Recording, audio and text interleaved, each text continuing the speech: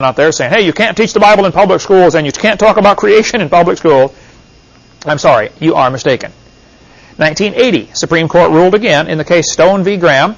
They said the Bible may constitutionally be used in an appropriate study of history, civilization, ethics, comparative religion, or the like.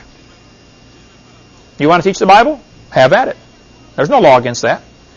1980, the Eighth Circuit Court ruled, and they said, you can teach the Bible and have religious elements in your school as long as it advances the student's knowledge and appreciation of the role our religious heritage has played in the social, structural, and historical development of civilization.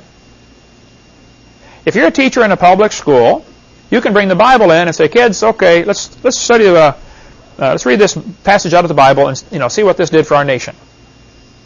You're studying historical documents. It's a book like any other book. You don't need to be afraid of it.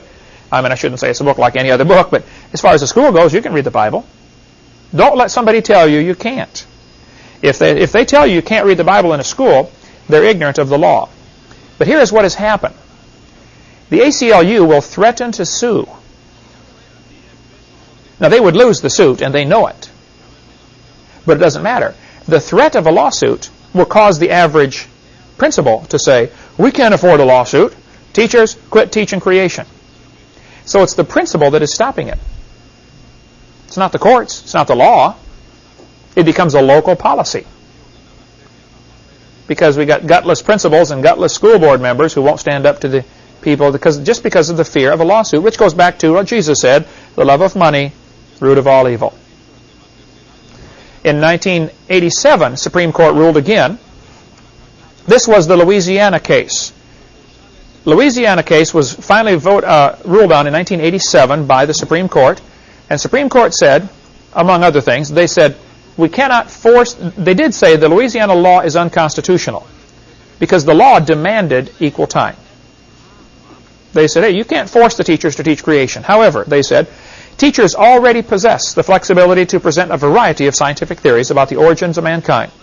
They are free to teach any and all facets of this subject. Teaching a variety of scientific theories about the origins of mankind might be done with the clear secular intent of enhancing the effectiveness of science instruction. All of these court cases are spelled out in your seminar notebook, which you have in front of you, in the yellow pages. Question number 11, which starts on page 74 of this current edition of the book we're using for this class. So if you want to show this to somebody, if somebody says you can't teach creation in school, all the laws are right here in this section on what can you do in a public school. So you can read it all. Everything I'm showing you on the screen here is right there in your book. Okay? California State Board of Education, this is also in here on page 11, said, discussions of any scientific fact, hypothesis, or theory related to origins of the universe, the earth, and of life, that is the how, are appropriate to the science curriculum. Now tell me, if you were a teacher in California and you read that, would you assume you can teach creation if you want? Certainly you can. Now, the teachers cannot try to force the kid to become a Baptist or a Catholic or a Buddhist, okay? They cannot use taxpayers' dollars to try to convert people to their religion, but they can certainly present, hey kids, here's one view. They can read the Bible to them. And I get sick and tired of these people going around saying, see, the court said you can't teach creation in schools. Show me where the court said that, please. The court has never said that. They couldn't say that. That would be a violation of the First Amendment right there. You got the freedom of speech. The teachers do too. You don't give up your constitutional rights when you walk across the door to the classroom. This book we sell through our ministry, Teaching Creation Science in Public Schools, by Dwayne Gish, who's one of the vice presidents at Institute for Creation Research, is a great book that you can give out to teachers, $4.75 through our ministry. You might also want to get a hold of the Ridenours, their phone number there, and all this information is in the yellow pages of your notebook here.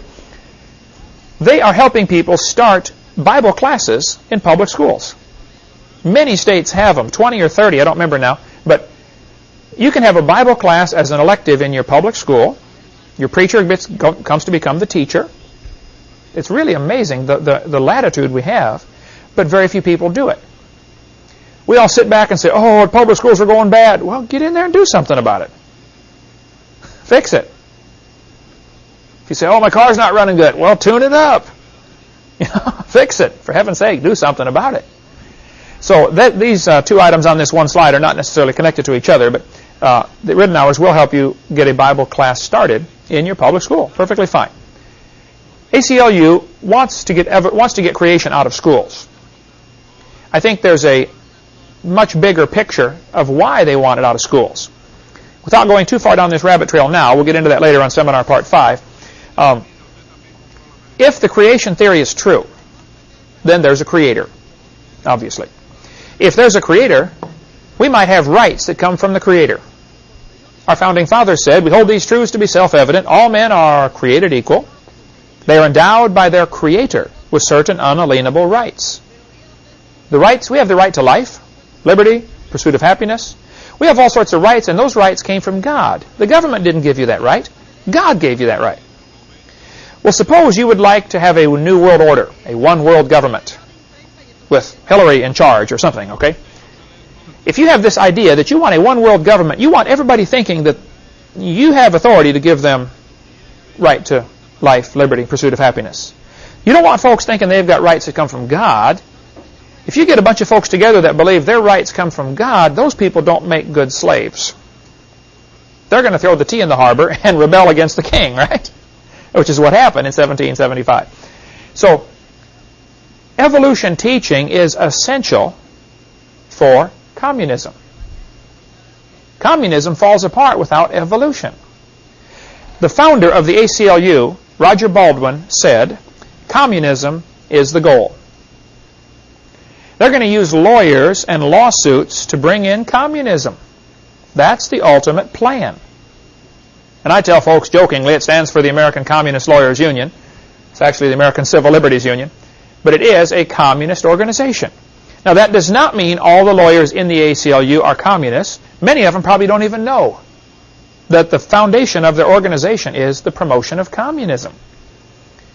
But Roger Baldwin said, that's the purpose, folks. We're going to try to bring in communism. And so they're using the legal system to try to intimidate schools into not teaching creation, because creation is one of the biggest hindrances to communism. If there's a creator, well then, he tells us what to do. And countries like Russia, Ukraine, these former communist countries, they're still communist, by the way, nothing's really changed, but they have to have evolution. I've heard missionaries say, they were in countries like when China was taken over by the communists. The missionary said, the first thing the communists came in there, they didn't teach communism. They got all the kids together and began teaching evolution. First thing is evolution. And then we'll teach them about communism later. It happens in every place where a communist country is taken over, where a country is taken over by communism. They have to teach evolution first. So, as far as what you can do in a public school, we've got several books, one by the Gablers, here about teaching. What are they teaching our children? If you do want to get involved in textbook selection, we'll get into more of this on video number 4 at the end. But Mel Gabler in Longview, Texas, and his information's in the blue pages in here about the schools. Their phone number is also in the back of the book right here. If you want to get, by the way, area code changed. We're not fixing that in these. We need to. 903. Just make a note to have them do that. Area codes are changing all over the country, after the book was printed. But the Gablers have for 38 or 39 years have been researching and reading every public school textbook that is printed, or nearly all of them, and writing a critique on it, finding mistakes. So if you get on your textbook selection committee and would like to save an awful lot of time, when you're given the books to decide from, get a hold of the Gablers and say, here's our list, which one do you recommend? They've already read them all. Good Christian organization in Longview, Texas. You might also want to get this little booklet. They're $3 each from the Rutherford Institute about students' rights in public education.